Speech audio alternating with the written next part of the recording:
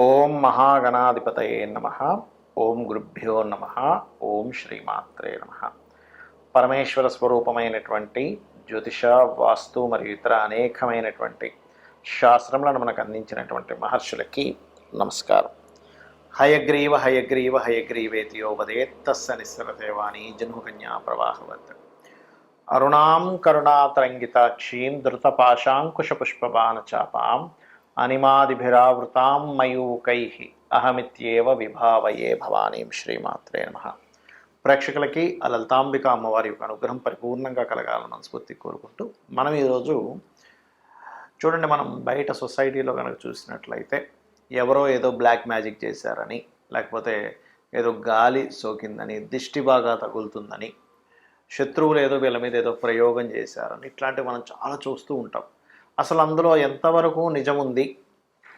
ఇక్కడ point by పాయింట్గా చూసుకుంటే, అంటే ఒక్కొక్క లగ్నానికి అసలు ఏ గ్రహ దశ వల్ల, ఏ కాంబినేషన్స్ వల్ల అలాంటివి ఏర్పడతాయి.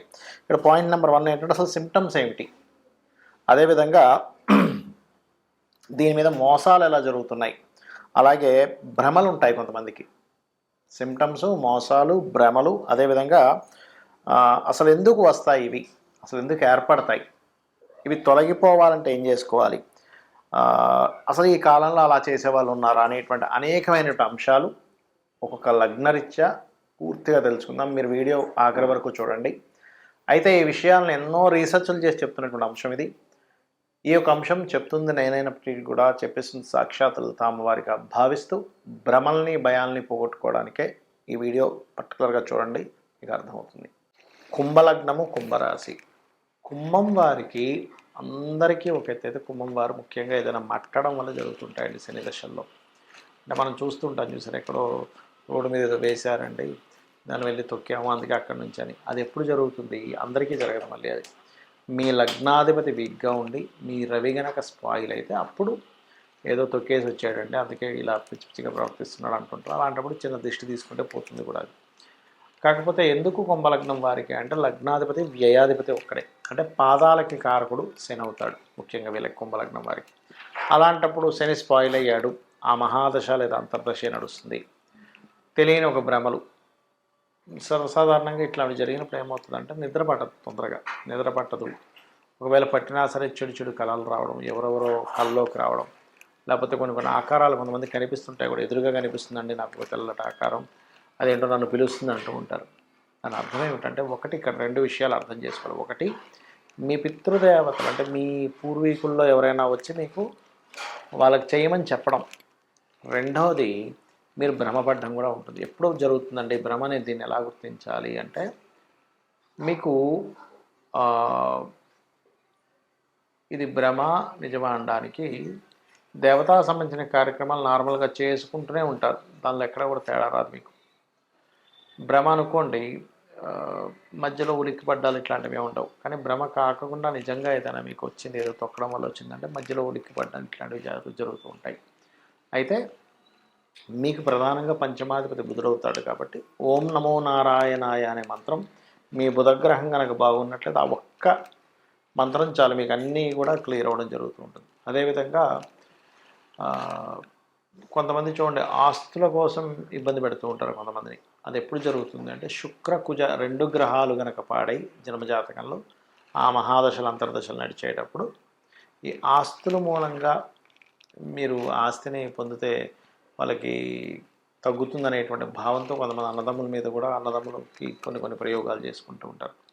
అలాంటప్పుడు పర్టికులర్గా మీరు లక్ష్మీ నరసింహస్వామి యొక్క స్తోత్ర పఠనం కనుక చేయడము, లేదా వారాహి అమ్మవారి యొక్క స్తోత్రం. ఎందుకంటే చాలామందికి తెలియని విషయం ఏంటంటే, ఇలాంటివి జరిగినప్పుడు ఏదో చేసేసుకోవాలనుకుంటారు. అలా కాదు, జస్ట్ నామం, స్తోత్రం, ఏదైనా మంచి గురువు గారి దగ్గర ఏదైనా అమ్మవారికి సంబంధించిన బీజాక్షరాలకు సంబంధించిన ఏదైనా మంత్రం లేదా లలిత చేసుకున్నా సరిపోతుంది. అయితే ఇక్కడ ఈ సప్తమాధిపతి రవి గనక పాడయ్యాడు అనుకోండి, అప్పుడు ఏమవుతుందంటే రవి రాహుతో స్పాయిల్ అయి ఉన్నప్పుడు వివాహం తర్వాత ఎక్కువగా జరుగుతాయి కొంతమందికి వివాహానికి ముందు ఇట్లాంటి సిమ్టమ్స్ చూస్తే కొంతమందికి వివాహం తర్వాత జరుగుతూ ఉంటుంది. అలాంటప్పుడు మరి ఏం చేయాలంటే, వివాహం చేసుకోకూడదు అంటే కాదు. అక్కడ వివాహానికి ముందు ఆ రవి ఏ గ్రహాల ద్వారా పాడయ్యాడో చూసుకొని దానికి సంబంధించిన దానాలు ఇవ్వడం చేస్తూ ఉండాలి. అదేవిధంగా ఒక్కోసారి చంద్రుడు స్పాయిల్ అవుతాడు కుంభలగ్నానికి 6వ అధిపతి. అప్పుడు ఏమవుతుందంటే ఆ యొక్క శత్రుత్వాలు కానివ్వండి, మిస్అండర్స్టాండింగ్స్ కానివ్వండి అంతా తల్లి ద్వారా వస్తూ ఉంటుంది. అది కొంతకాలం ఉంటుంది. అంటే చంద్రుడు 10 సంవత్సరాల తన డ్యూరేషన్ 10 ఇయర్స్. ఒక్కొక్కసారి చంద్రుడు అంతర్దశ వచ్చింది ఏ సంవత్సరమో 2 సంవత్సరాలు ఒక 6 నెలలు అట్లా వచ్చిందనుకోండి. అప్పుడు ఏమవుతుందంటే ఆ కొద్ది కాలం మాత్రమే మనస్పర్ధలు పెరుగుతుంటాయి. కాకపోతే మీకు ప్రతిసారి కూడా ఏదైనా ఒక గాలి కానీ ఏదైనా కానీ మనకేదో సినిమాల్లో చూపించినట్టు ఇదేదో మనిషిని పైకి లేపేసేయడము, ఏదో పెద్ద ఆకారం వచ్చి మనుషుల్ని ఇట్లా తిప్పేస్తున్నట్టు అంత ఏముండదు. జస్ట్ మన మైండ్ మీద, మన ఆలోచనల మీద, మనం చేసే పనుల మీద, మన రిలేషన్స్ మీద, వీటి మీద ఎఫెక్ట్ చూపిస్తూ ఉంటుంది. అయితే అన్నము గనక దానంగా ఇస్తూ ఉన్నట్లయితే, లేదా బలి అంటుంటారు. బలి అంటే ఏదో కోళ్ళని మేకల్ని పోయడం కదా, అన్నాన్ని కూడా బలిగా పెడుతూ ఉంటారు అమ్మవారికి. అమ్మవారి కంటే డైరెక్ట్గా అమ్మవారు ఎప్పుడు తీసుకోదు. కింద నుండేటువంటి దేవతా గణములు కొన్ని ఉంటాయి, వాటికి పెడతారు. వాటికి పెట్టి వాటిని తీసుకెళ్ళి బయట ఉండేటువంటి పక్షులకో కుక్కలకో లేకపోతే రకరకాలు ఉంటాయి కదా జంతువులు, గోవుకు పెట్టడము చేస్తే ఆ దోషం పూర్తిగా పోవడం అనేటువంటిది జరుగుతుంది. అలాగే మరొకటి ఏంటంటే ఇక్కడ ఈ యొక్క కుంభం వారికి శని భగవానుడు ఎక్కువగా పాడైతే కనుక వీళ్ళకి విదేశాలకు వెళ్ళడం వల్ల కూడా ఎఫెక్ట్ పడుతుంటుందని గుర్తుపెట్టుకోండి. అలాంటప్పుడు శని పాడయ్యాడు, విదేశాలకు వెళ్ళడం వల్ల నాకు ఎప్పుడు ఇలాగే జరుగుతుంది అన్నప్పుడు విదేశాల్లో ఉండగా లేకపోతే ఇక్కడి నుంచి బయలుదేరే ముందు కానీ శివాలయంలో నూనెని కనుక దానంగా ఇస్తూ కాలభైరవ అష్టకం కనుక చదువుకున్నట్లయితే ఈ సిమ్టమ్స్ కానీ ఇబ్బందులు కానీ తొలగుతాయి పూర్తిగా. మనము పాయింట్ బై పాయింట్గా చూసుకుంటే అసలు సిమ్టమ్స్ ఏమిటి, ఈ గాలి దూరి తగిలిన వల్ల సిమ్టమ్స్ ఎలా ఉంటాయంటే నిద్రలో చూలిక్కిపడి లేస్తుంటారు. గుర్తుపెట్టుకోండి, మన పైన ఏదో ఉంది అనేటువంటి ఫీలింగ్ కలుగుతుంటుంది. అది సమ్ టైమ్స్ నేను ఇందాక చెప్పినటువంటివి ఏవైతే ఇప్పుడు శని కానీ కేతువు కానీ పాడైన బుధుడు కానీ పాడైనటువంటి రవి కానీ రాహు కానీ ఇట్లా ఈ కుజుడు నీచంలో ఉన్న కుజుడు కానీ ఈ దశలు వచ్చినప్పుడు సహజంగా ఏమవుతుంటుందంటే విశ్వంలో భగవంతుడు క్రియేట్ చేసిన సృష్టిలో పాపగ్రహ సంబంధాలు పాడై మహాదశలు అంతర్దశలు ప్రత్యంతర్దశలు నడిచినప్పుడు ఇక్కడ ఉన్నటువంటి కొన్ని పిశాచాల బాధలు పడుతూ ఉంటాడు మనిషి.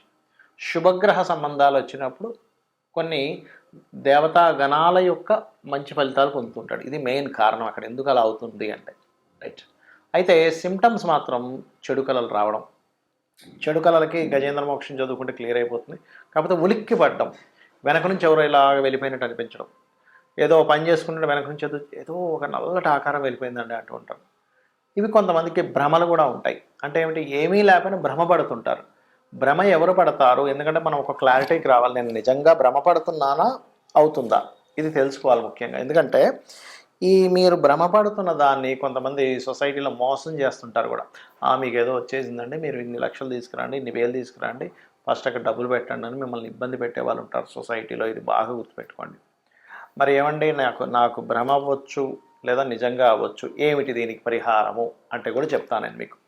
అలాగే మరొకటి ఏంటంటే ఇక్కడ భ్రమకి నిజంగా జరుగుతుందా అనడానికి ఏమిటి తేడా అంటే చెప్తా చూడండి. మీది భ్రమ అనుకోండి, ఎక్కడో పంచమాధిపతి మహాదశలు నడుస్తుంటాయి, మీ లగ్నం నుంచి 5వ అధిపతి మహాదశల్లో ఇది కనెక్ట్ అవుతూ ఉంటుంది, లేదా చంద్రుడి ద్వారా కనెక్ట్ అయిందంటే అది భ్రమే, ఇంకా అందులో డౌట్ లేదు. నిజంగా జరుగుతుందంటే అప్పుడు ఏంటంటే మీరు సంబంధం లేకుండా ఉలిక్కి పడుతూ ఉంటారు, అది నిజమైందనమాట. అయితే అందులో ఇక్కడ మరి ఈ రోజుల్లో నిజంగా ఇలాంటివి ఏమైనా ఇప్పుడు మనం వింటూ ఉంటాం, పాతకాలంలో వినేవాళ్ళం, బాణామతి, చిల్లంగి, లేకపోతే రకరకాలు ఉంటాయి, రకరకాల చెడుపులు చేసేవాళ్ళు ఉంటారు. మరి ఈ కాలంలో ఉన్నారంటే చాలా తక్కువ అలాంటివి చేసేవాళ్ళు ఇప్పుడు. ఎందుకంటే ఇప్పుడు అంత ఓపిక కానీ అంత నిష్టగా ఉండేవాళ్ళు కానీ లేరు. ఎక్కడో ఓ లక్షలో కోట్లో ఒక వ్యక్తి దొరుకుతారు జెన్యూన్గా ఉండేవాళ్ళు. మిగతా అంతా కూడా మార్కెట్లో ఉన్నదంతా కూడా ఫేక్ పీపుల్ ఎక్కువగా ఉన్నారు. ఇది మీరు గుర్తుపెట్టుకోండి. ఇది చాలామంది నాకు శత్రువు ఉన్నాడు, వాడి మీద ఏదో ప్రయోగం చేయడానికి ఎవరినో కలిశాను, ఇన్ని లక్షలు తీసుకున్నారు, ఏదో చేసేసాను అన్నాడు, ఇంకేవో చెప్తూ ఉంటారు. అవి మీరు నమ్మకండి దయచేసి. జెన్యూన్ పీపుల్ చాలా తక్కువ. నేను ఇలాంటివి లేవనట్లేదు, ఉన్నాయి, కానీ ఇలా చేసే వాళ్ళ జెన్యూన్గా ఉండే వాళ్ళ పీపుల్ చాలా అంటే చాలా తక్కువ, చాలా ఎక్కడో కానీ ఉండరు. వాళ్ళు దానికి ఎన్నో నియమనిష్టలు పాటించాలి, లేకపోతే వాళ్ళకి ప్రమాదం అనమాట అది. రైట్. అలాగే ఇక్కడ ఇంకొక విషయం ఏంటంటే అసలు వీటి నుంచి మీరు తప్పించుకోవాలి వీటి నుంచి అసలు బయటపడాలి అంటే ఏం చేయాలి? శాస్త్రాల్లో చాలా ఉన్నాయండి పద్ధతులు. ఒకటి, నిత్యము చండీ ఇంట్లో గనక పారాయణం జరిగింది, లేదా లలితా సహస్రనామాలు ఇంట్లో పారాయణం జరుగుతుంది. రోజు ఉదయం, సాయంత్రం లలితా సహస్రనామాలు చదువుతున్నాయి. లలిత చదవడం కానీ, లేకపోతే ఖడ్గమాల ఇంట్లో మీకు ఉపదేశం ఉంటేనే ఖడ్గమాలు చేయాలంటారు.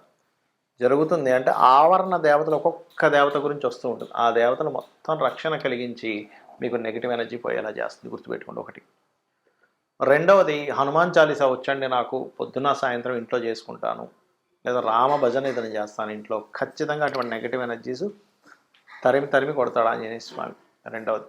ఇక మూడవది ఏంటంటే, లేదండి మాకు ఒకసారి ఏదైనా ఒక పెద్ద కార్యక్రమం చేసుకుందాం అనుకుంటున్నాం, దాంతో క్లియర్ అయిపోవాలంటే చండీ పారాయణం, చండీ హోమం ఖచ్చితంగా ఇంట్లో ఇటువంటి నెగిటివ్స్ ఏమైనా ఉన్నా సరే పోగొట్టేలా చేస్తుంది. గుర్తుపెట్టుకోండి.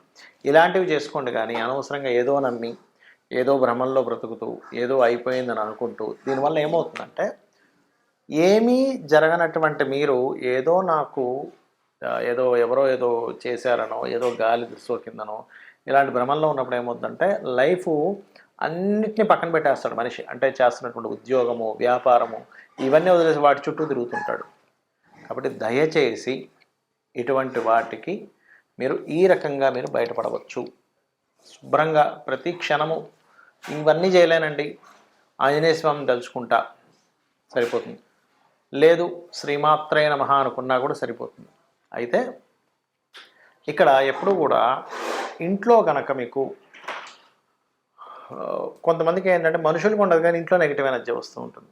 ఎలాంటి ఇల్లు ఒక్కోసారి మనం కొన్ని రోజుల పాటు ఎవ్వరూ ఉండకుండా ఇంట్లోకి ఏ ఊరు వెళ్ళిపోవడమో, లేకపోతే ఇల్లు ఖాళీ చేసి వెళ్ళిపోయి మళ్ళీ ఎప్పుడో 2-3 నెలల తర్వాత మళ్ళీ ఇంటికి వచ్చినప్పుడు ఏమవుతుందంటే నెగిటివ్ ఎనర్జీ ఫామ్ అవుతుంది.